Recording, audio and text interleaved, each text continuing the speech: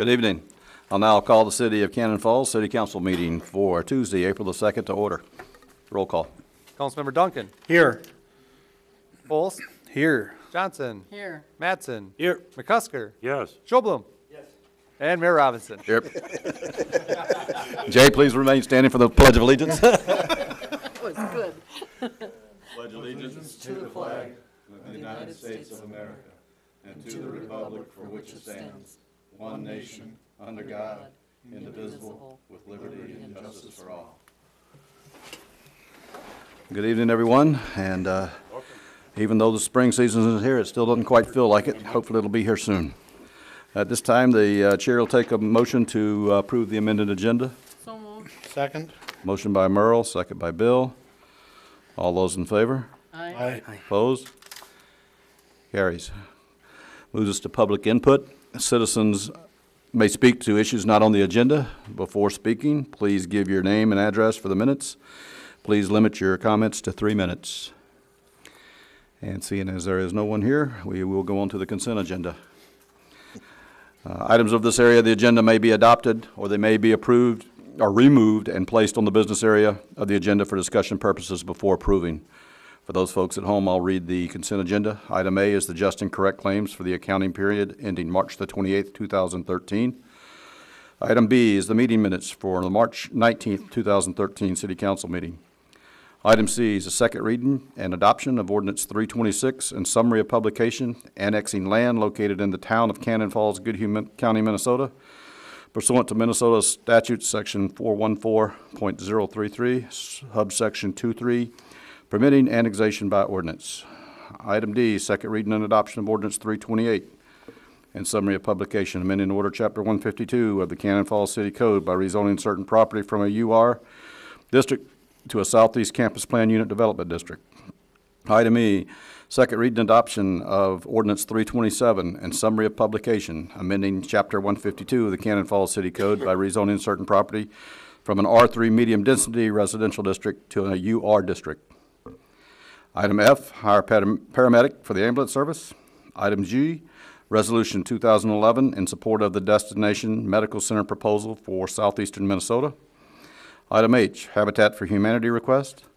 Item I, Resolution 2012, hearing on proposed assessment.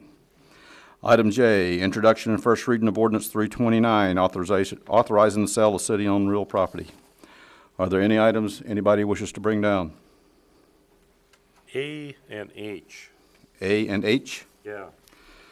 Okay, so item A will become item 7A.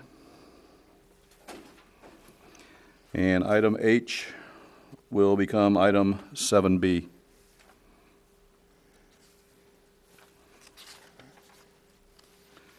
Reports will become item 8 and adjournment item 9 on the agenda this evening.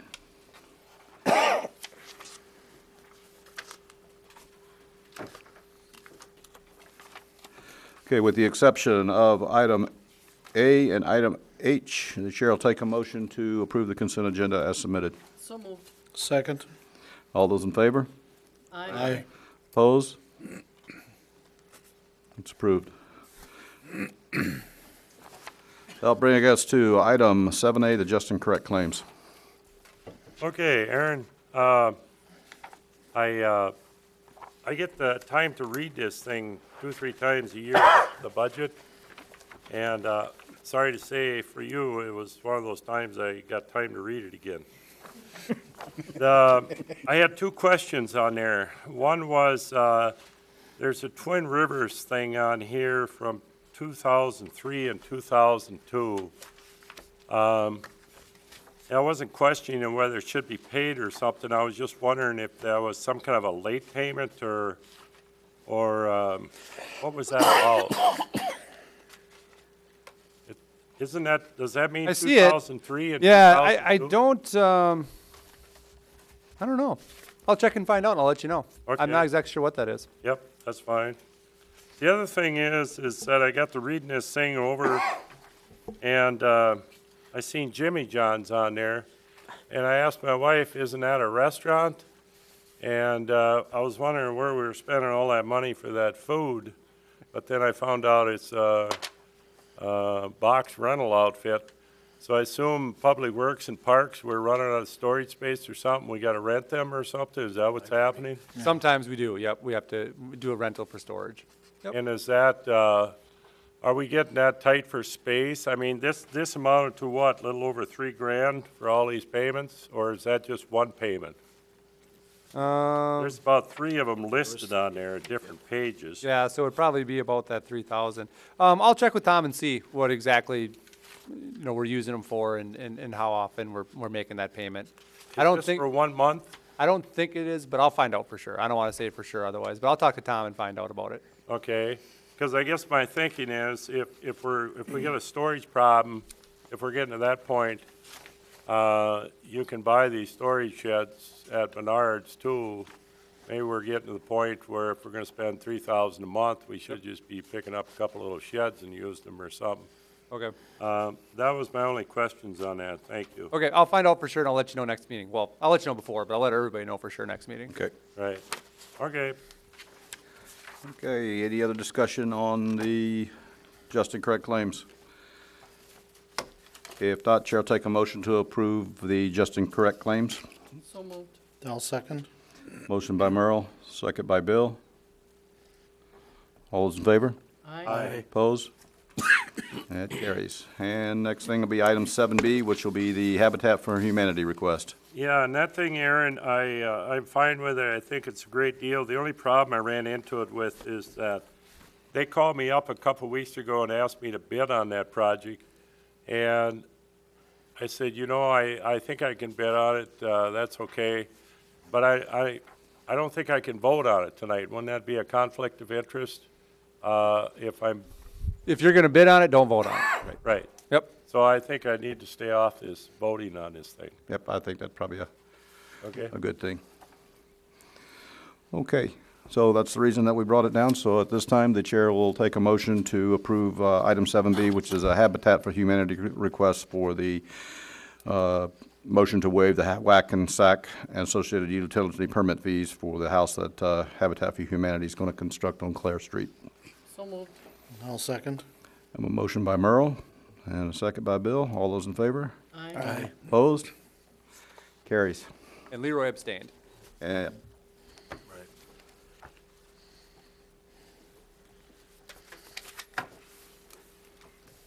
okay, that brings us to reports. Mr. Maroney. Greg? Chief? Well, I'm sure you noticed, if you hadn't noticed already, driving in, the water is up, but it's down from its high over the weekend. We will continue to monitor it. At this point, barring a heavy rain event, I don't think we're going to see anything like we saw in 2010. But, we will continue to monitor it. Some of the riprap was not in place, along like the sewer bridge and some of the other bridges. But I don't expect that we'll see a tremendous amount of erosion. But once it's back down, we will take a look and see if there's anything there that needs to be addressed, and we can file with the state and see if we can get amended work orders on those sites because work wasn't able to be completed before flooding. That's all I have. Aaron? Just have a quick couple things. Mr. Griffin's development, the Little Cannon Woodlands, the County Planning Advisory Committee did recommend denial of his plat request. County Board will officially make a decision on it on the 16th. I would expect that they'll follow the Planning Advisory Board's recommendation. I'll be at the County Board meeting to see how it goes. But I would guess that they will also vote for denial, but I'll update the council at the next meeting since the County Board meets in the morning. I'll know that night, and I'll let you know how that goes. We had a meeting before the council meeting with the residents that live across the street from the school. If you remember, we met with them a few years ago talking about their need to connect to city utilities at some point. They got annexed in a while back as part of a project that didn't happen. It's kind of a long story, but we'll talk about that next meeting. But I just want to let you know that we did have a meeting with them. After some discussion, I think it was a pretty productive meeting. We've kind of come to a consensus of what they would like to see happen out there. So we'll have that on the next agenda. I'm sure they'll all be here. to discuss it with you as well, but we'll have a kind of a recommendation from staff on how to get this issue finally resolved, get them connected to utilities, get things cleaned up out there. So we'll have that in the next agenda, so we'll have an audience for the next meeting, I would expect, so that's good. And then finally, last issue is if you see your area legislators, let them know that the city supports the current LGA bill that's going through. It's House File 1608 and Senate File 1491. It's a new LGA formula bill that actually has really broad support from both Democrats and Republicans. If it passes, we'd see a 31% increase in LGA next year and continuing forward. So let's support that. That would really help things out a lot. So if you see them, let them know that would go well. It's a governor's proposal, but it's got support from, it seems like both sides, because it really does clean up the current LGA formula, which has all these weird side kind of formulas, and certain areas get a little side bit more, others don't. It makes it really simple. It takes a look at just a few main things about each city, so it's easily comparable. Nobody gets special deals or anything like that. And it's good for us. So let's support that. So that's all I have. Merle? Nothing. Nothing. No, Leroy? Leroy? no. Kinda shocking, huh? I said, no, don't ask him again. Well, I could come up with something to make you feel better. Jay? All right. 16th would be your next meeting, correct? Yep. And I will be absent. We're going to be out of town for vacation. Okay. Nothing. And I have nothing tonight. Hopefully spring will be coming in soon, so at this time, the chair will take a motion to adjourn. So moved. Wow.